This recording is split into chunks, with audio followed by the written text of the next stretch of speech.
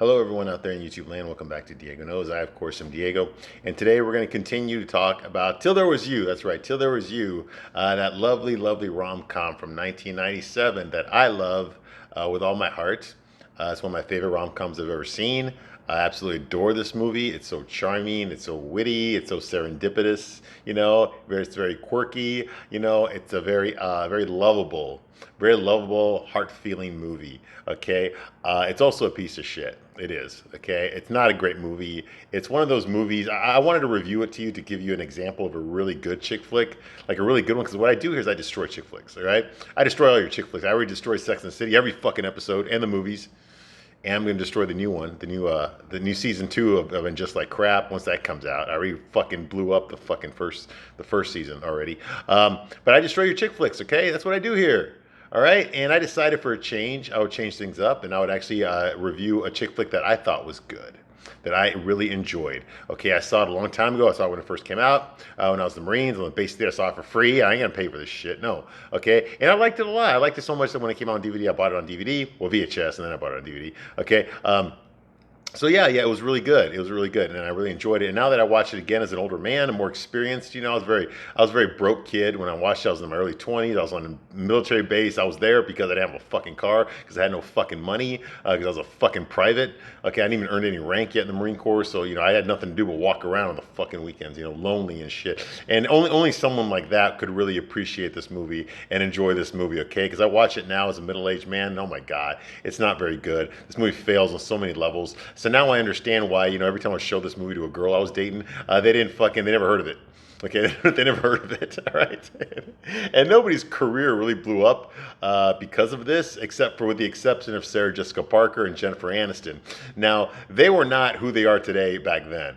Okay, Jennifer Aniston was on Friends, but Friends hadn't taken off yet. It wouldn't take off for like another season or so, and then it would become like the most watched fucking show. You got to remember, she filmed this. Her small role, Jennifer Aniston's small role in this movie, came in between season 1 and 2 of Friends. Okay, Friends didn't really pick up till season 3 is when it fucking became insane.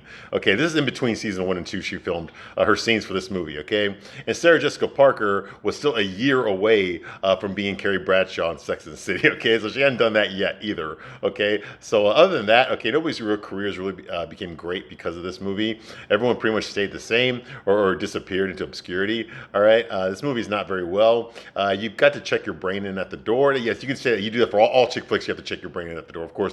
But this one especially, because some of the scenes here are just not plausible. The way the characters act are just not believable. Okay, specifically some of the guys in here, they just don't act the way that a normal guy would act. You've got this guy named Bob who's fucking crying to a girl that he likes about another girl that broke his heart. I mean, who the fuck does that? Nobody does that to a girl that tried. I've cried in front of girls before. I have, but not a girl that I was attracted to sexually, if you know what I mean. Not a girl that I was trying to get in bed. No guy fucking does that. That's fucking stupid. Okay? You don't try to seduce a girl by crying about another girl. Get the fuck out of here. Okay, that's what happens in this movie.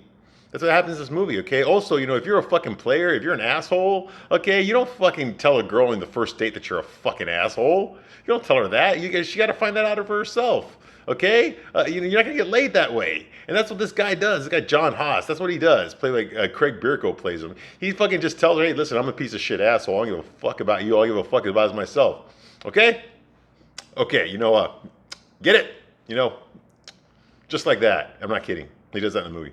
All right, and that's not realistic. Okay, now you got Nick, our protagonist, our male lead. He's an asshole too. Okay, but I relate to Nick. I understand why he is the way that he is. Okay, he's not a mean person, but he is a liar. Okay, he's a liar. He is a manipulator. He is full of himself. Okay, so by that contrast, you could say, yeah, he's an asshole. He is an okay. I'll give you that. He's an asshole. He is an asshole. Okay, but I understand why he's an asshole. Therefore, I can relate to him.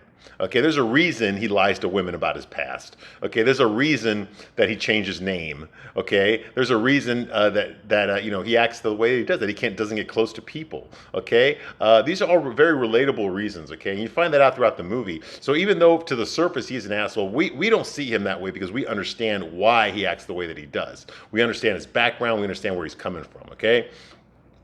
Then you got Gwen, it's the female protagonist, Jean Triplehorn, who I'm sorry cannot act to save her life in this fucking movie. She's the klutz. She's the clumsy fucking girl who keeps slamming her head against things, keeps tripping, knocking people over, dropping shit. She has a horrible luck with men, even though she's fucking drop dead gorgeous. She can't seem to find a guy. Oh my god, where have we heard that before? Okay, yeah, very believable. Okay, bull fucking shit. Anyway, and she's a ghostwriter that does no writing. Okay, no ghostwriting at all. She got hired to write this Sarah Jessica Parker's character, Francesca Lenfield, okay, to write her autobiography, but she just blew it off so that she could write about the fucking apartment complex she lives in that's going to get demolished, that everyone's getting evicted. She decided to write stories about that and send that to the LA Times, who published it anonymously. Okay, and then she filed her apartment building for historical status with the city of LA, with Hollywood, so that they won't tear it down. Because Nick Dawkins, our main character, Dylan McDermott's character, his architecture company wants to destroy it so they can build a new apartment complex there, which Nick is going to design. But now he's having second thoughts about it because he actually met Harriet, this old lady that lives there. Okay, and he kind of respects her a lot and likes her a lot, even though she's an eccentric old woman who lives with a bunch of cats, and she has dementia too. Unfortunately, she talks to people that aren't there. She forgets where she is, things like that. And she talks to people that aren't who she thinks she is. She goes back to her fucking Dear John speech that she gave fucking Irving, I guess the love of her life from 1931.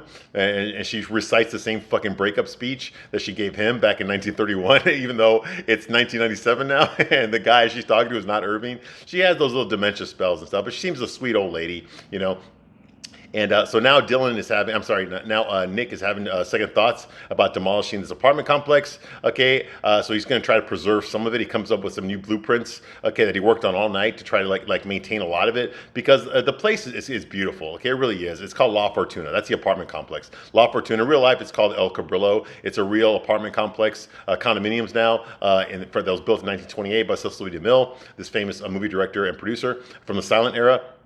Okay, well, in this movie, it's called La Fortuna, and it was designed by a woman named Sophia Brooks. Sophia Brooks, okay, who was one of the first female architects in LA, bull fucking shit, and she was also one of Nick's instructors. Now, if you do the fucking math, okay, in real life, La Fortuna, El Cabrillo was built in 1928, okay.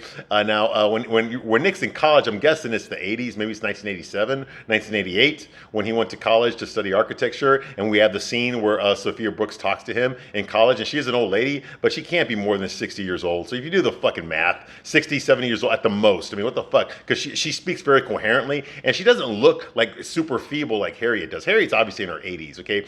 Sophia Brooks does not look feeble like that. She's not there yet.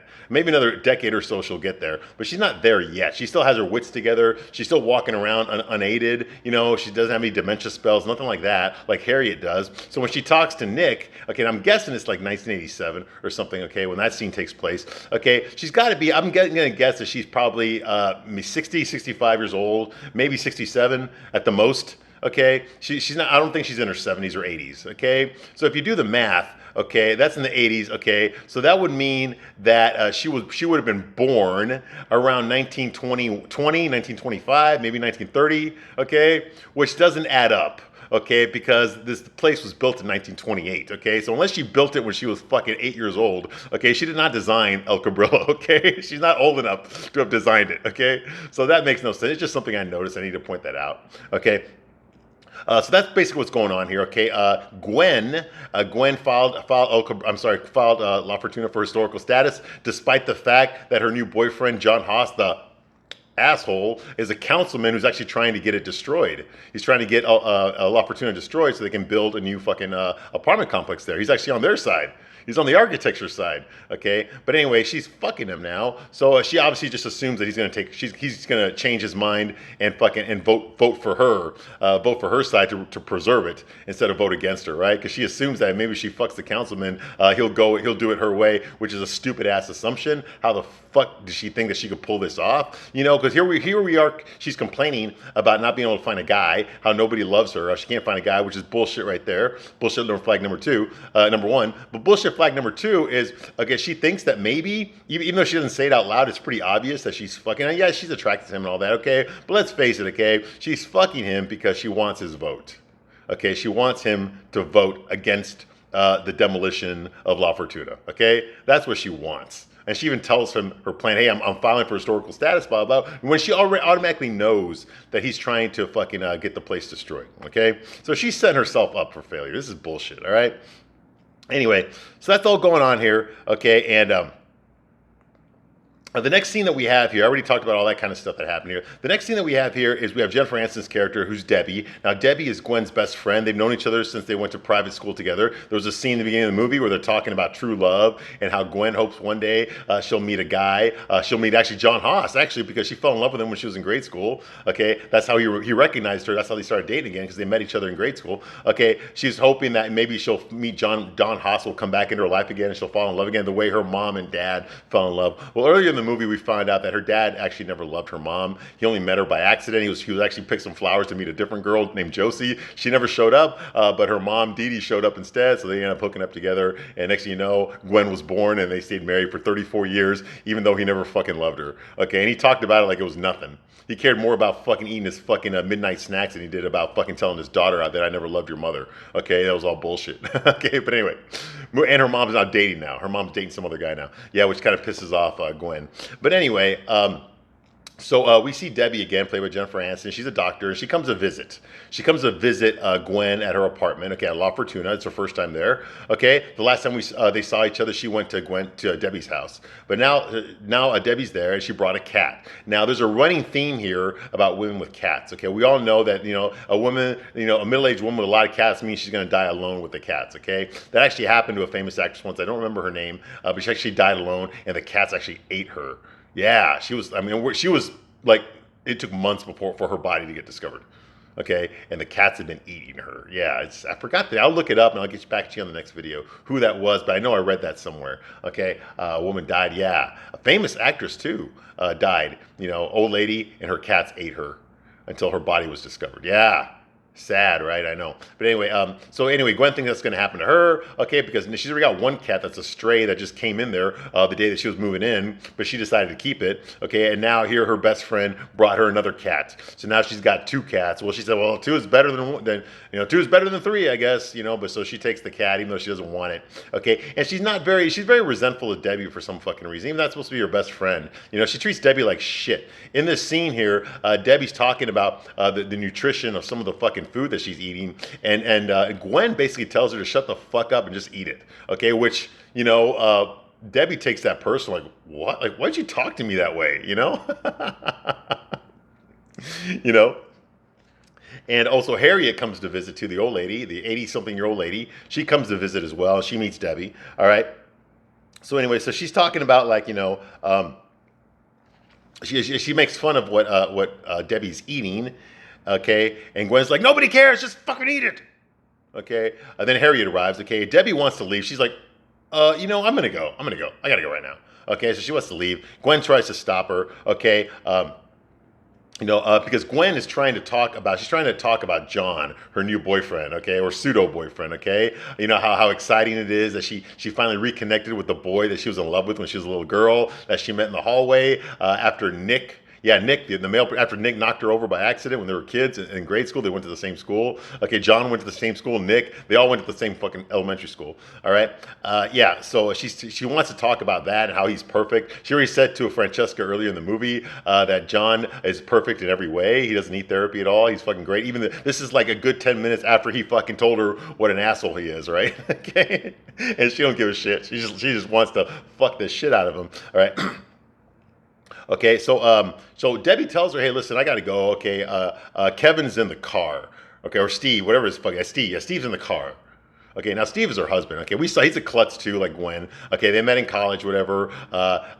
Debbie didn't think that she took him seriously. He was just a guy to go to the movies with. Well, eventually they got married and they had a daughter. Okay, and what he likes to do is he likes to sit in his car in the driveway and just fucking jam out to some fucking heavy metal with the windows rolled up. Okay, he likes to do that. Why? Because he doesn't want to fucking be at home. That's why.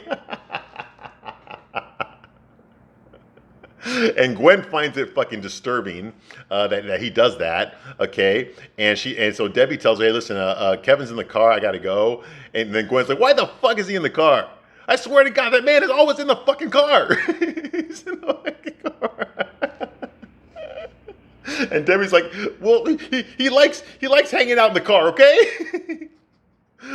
But I can't talk to you about Steve or about my daughter Chelsea because you don't understand. She goes, wait, why? Why not?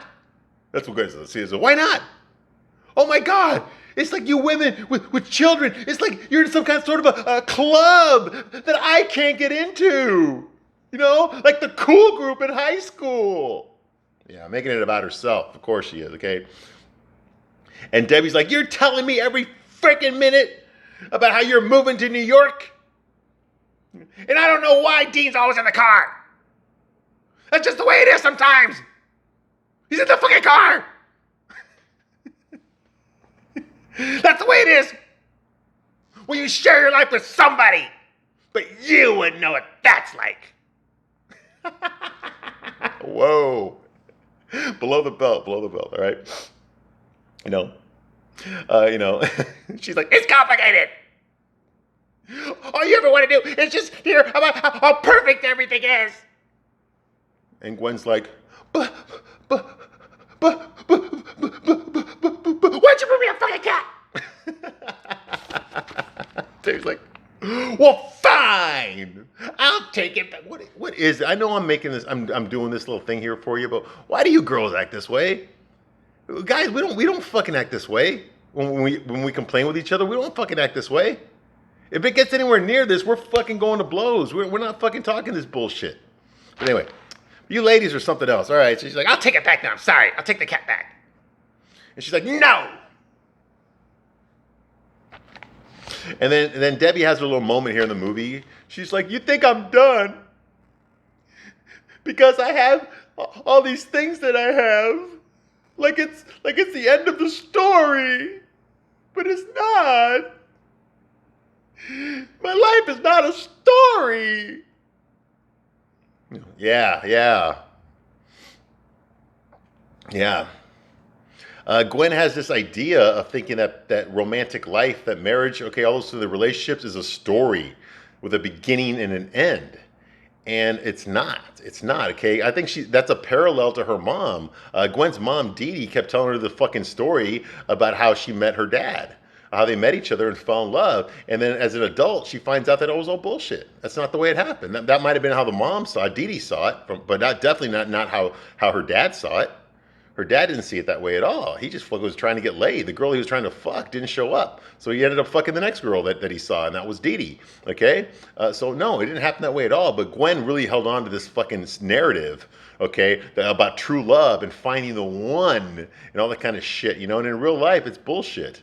Things don't work out that way, okay? Things don't happen that way, okay? It's all about your perception, okay? People don't fit into little categories, okay? People change, they grow apart, they grow together, you know? And just because someone's in a relationship doesn't mean that their story is over just because they met somebody, okay? Christ, it's the fucking beginning, okay? And by the way, this is fucking America, okay? People get married left and right, okay? Over and over again, all right? You know, most people don't actually stay married to the first person they married, okay? They get married several fucking times. That's the American way. I'm sorry, but it is, all right? So, yeah, just because somebody's married doesn't mean their story's over. Why do you think fucking people keep fucking getting divorced all the goddamn time, okay? It's because they want to change the story. I don't like this story. It's time to change it, you know? Okay, unfortunately, a lot of people get hurt doing that, all right? But what the fuck does anybody care, right? Because it's all about their story needs to be better, right? Okay, you know? So yeah, it wasn't like that in the past, but that's the way it is now, okay? So just because, and it definitely was that way in the 90s too, okay? So, you know, like nobody's story ends just because they get married and settle down, okay? But Gwen looks at it that way. She looks at it, okay, well, I don't like your ending. It doesn't seem happy to me. Okay, your husband doesn't even like being around. He's always in the fucking car, you know? That's fucking a stupid marriage. Well, Gwen doesn't fucking have shit to talk about because she doesn't have anybody really. She's got John, and John is an asshole, okay? He's basically, he even told her that in their first fucking date. So, you know, yeah, she's no one to be throwing stones at Debbie, okay? And believing this bullshit story. She's too old to be believing in fairy tales, all right? And let me tell you something, okay? I'm middle-aged, okay? And I love superhero movies. I do, because I'm a kid at heart. I really am, all right? Okay, I love action movies, stuff like that. Okay? But even I know that's all bullshit. Okay, I'm not expecting none of that shit to happen to me, okay, when I walk out of the movie theater, okay? That's the difference between these rom-coms and fucking guy movies, okay? We know it's bullshit. We go in there knowing it's bullshit. We leave knowing it's bullshit, okay? You women go in there, watch this shit, you come out of the theater thinking, oh, it's gonna happen to me too, oh my God. I'm so excited, my ex-boyfriend's gonna be just like him. Ah! Yeah, get the fuck out of here. And when they're not, it's, men are all assholes. They're assholes. Yeah, pretty much how it goes. All right. Okay, so that's going on here. Okay. Okay, so yeah, so that's Gwen's problem. Okay, she likes to, she's the one, she believes in these bullshit stories like the one her mom told her, which is a good point. Okay, actually, I think personally, I think that you find the story, okay, after letting go of it. After you let go of the stories, when you find it, okay, stories happen after, okay, not during, not during. Your story is not told until after you're dead, okay? Because until then, the story is ongoing. It hasn't stopped. All right, you see what I mean? Okay, moving right along. Okay, so Nick, by the way, our male protagonist, Nick, he's bragging to everyone at work. Okay, the next day he comes in with a newspaper. Okay, and the newspaper on there in the real estate section shows that La Fortuna has won its historical status for the city council. Okay, they granted it historical status. Okay, so Nick's actually happy now that his fucking company's probably going to go bankrupt. Okay, he's happy that he's probably going to lose his job, and all of his friends, his coworkers, especially this black girl that he likes, like I think her name is Angelica. Okay, this black girl that he's friends with, that he went to college with. Okay, another architect that he works with, that she's going to lose her job too, and basically the company's going to go bankrupt. Okay, he's happy and excited about that. Why? Because it looks like La Fortuna is going to stay as it is, and his company is going to lose all the fucking money, right? And it's all his fault. He's happy about that. He's excited about that. He's so excited about that, he's going to brag to everyone at work about it, right? You see what I mean? That's what I'm talking about, bullshit, okay? This is bullshit. Okay, not only would Nick get fired for this, okay, he would fucking get sued. Okay, the company would fucking sue him for this, all right? But anyway, but not in a rom-com, right? Okay. So La Fortuna was granted historical status. Gwen's pitch to the city council worked. Okay, but he soon discovers that the apartment complex is going to get destroyed anyway, because just because it got granted historical status does not mean that it can be enforced. Okay, they still have his architecture firm still has the right to demolish it. In fact, he actually brags to the owners, and the owners are like, "Oh, don't worry about that. It's nothing," because the owners assume that Nick is on their side. Okay, because he's the one who's going to design the new apartment complex is going to go there. All right, so he's like, "Oh, I don't worry about stupid shit like that, man. You'll live longer." They actually say that to him. Okay, like they're very dismissive about it. It doesn't mean shit. Historical status doesn't mean shit. We're still going to tear it down. They can't. The preservation committee cannot preserve anything. So that kind of like throws Nick for a loop. Like, what? What? I tried to sabotage my own company. Now you're telling me that I failed? Yeah, it makes no sense. Anyway, so Nick goes to visit Harriet at La Fortuna. Okay, because he's friends with her now. The sweet old lady. He's already been there once before. He even smoked one of Gwen's cigarettes that she left there in this little cranny, this little nook that she had in front of her apartment. But Gwen was not there, so they didn't meet each other. Okay, Nick goes to visit Harriet, and all the tenants are gone. They're not there. They're all celebrating because they all read in the paper that they got granted historical status, that Gwen won. She got them all historical status. But Harriet doesn't go. She stays there, so Nick talks to her. Okay, and he promises Harriet, he says, "I'll do everything in my power to stop this from happening, from demolishing the apartment complex." But Harriet tells her, "Well, it's not in your power, is it? It's not in your power to stop this from happening, Relax, it's okay, none of this is your fault." That's because she doesn't know that it actually is Nick's fault, okay? The building had been owned by Francesca Landfield, okay? It was one of the safe spaces that her manager, when she was a kid, invested her money into that apartment complex and bought it for her because at the time, when she was a teenager, she was going through her fortune that she made from the TV show on crystal meth. Okay, so in order for her to have some sort of security, her manager invested her money into this apartment complex. That way she could have something. Okay, that way she wouldn't be destitute and broke. Okay, but Francesca never actually set foot in La Fortuna. She never came to visit it. She's never seen it. Nothing. Okay, but since she was the legal owner of that apartment complex, and Nick's architecture firm did want it. Okay, they tried to buy it from her, but she did not want to sell it to them until Nick seduced her, pretending he didn't know that she was a TV star, that she was the TV star that he grew up jerking off to when he was a little kid. He pretended he didn't know who she was, okay? And he also promised her a bunch of shit, like he promised her that she would have full participation in all the decisions that we make, okay? And in return, she said, "I will sell it to you, but only if Nick here designs a new apartment complex," okay? So for her, it was a business transaction, okay? And also, she got to fuck Nick too, so they became boyfriend and girlfriend, even though he never asked her to be his girlfriend. Although I'm sure he would have done it because he had a crush on her since he was a little boy. All right, that's a fantasy. That's like if I met Jan Brady, if I met Eve Plum and fucked her, but she became my girlfriend. Whoa, that's a childhood fantasy for me too, right? But anyway, yeah, I like Jan, I didn't like Marsha. All right, so that's basically what happened to him. So yes, it is all his fault, but he didn't tell Harriet all this. But yes, it is his fault. It's all his fault, okay? It's him and Francesca, okay? They don't give a shit, okay? Well, they didn't at the time. They didn't realize what they were doing was going to make all these people homeless, okay? Especially Harriet. This old, I mean, where the fuck is she going to live, okay? She's too old to get up and pack all her shit and move away, you know? And I'm sure she's too prideful to live in a fucking nursing home or some shit like that, you know? So yeah, it's like, you know, he doesn't realize that his decisions he made when he was thinking about himself have consequences for other people, okay? And not good ones either, all right? So anyway, so she, you know, so she plays this record again. Now she played it earlier. Okay, she played it when Gwen went to visit her. When Gwen was wearing her bathrobe and her fucking shower cap, and she was talking to Harriet earlier in the movie. She was playing some music from an old record player, a phonograph, basically. All right, and Harriet told her this is the song that was playing on the night that that Irving, her old ex-boyfriend from like 1931, asked her to marry her. Okay, and she shot him down, you know, because, you know, her mom didn't approve of him, whatever. Okay, so he ended up marrying somebody else. Okay, so now she's playing that record again, that same record again, but this time she's playing it for Nick instead of for Gwen. All right. Okay, Nick tells her that his mother called. Okay, Nick tells her, you know, she says, it's not your fault. She says, you're a good guy. And he tells her, no, I'm not, Harriet. I'm not a good guy. I'm not a good guy at all. You know, he's like, my mother called me the other day. My dad is back in the hospital. Okay, and she asked me to come visit him, you know, but I told her no. I told her no. Okay, now why did he do that? Because he basically wrote off his parents. Okay, he sees them as failures. He sees them as failures in life. Okay, more so his dad than his mom, I think. But the fact that, you know, by abandoning his dad, he also abandoned his mom, because his mom's not going to leave his dad. Okay, maybe he looks at her as pathetic or something. I don't know. But he's got issues with his parents. Okay, when he was growing up, his dad was an alcoholic. Okay, and he was unemployed.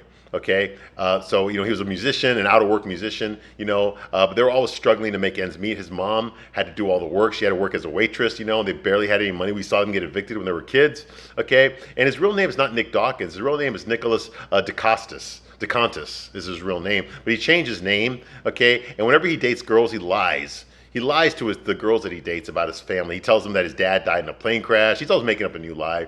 His dad was flying a Learjet and it crashed. His mom put him in boarding school growing up, you know, that kind of bullshit like that. He tells that to the women that he dates because he's ashamed. He's ashamed of his fucking family. He's ashamed of his parents, okay? Earlier in the movie, he told, he did concede to Francesca that his dad was just a drunk. His dad wasn't some millionaire guy who died in a plane crash. He's just a drunk and he's still alive, okay? He has no contact with him.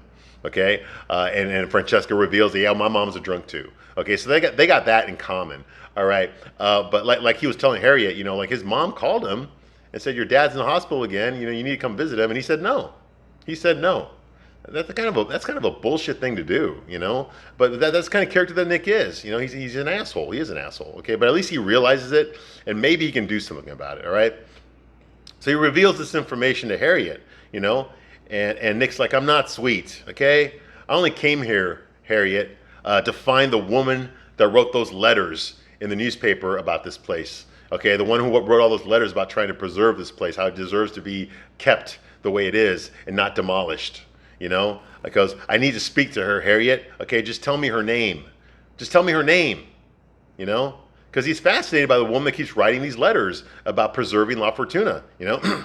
And Harriet also, unfortunately, Harriet has another dementia spell where she looks at Nick and she starts talking to him like he's Irving, her ex-boyfriend from 1931, I guess, or 1932 or some shit like that. I personally think it's Irving Thalberg, who was the #2 guy at MGM Studios back then. Okay, but I'm not for sure because Harriet was an actress. She did admit that she had been a silent film actress. Okay, and maybe in the 30s too. No, there was already talking movies in the 30s. So she was an actress in the 1930s.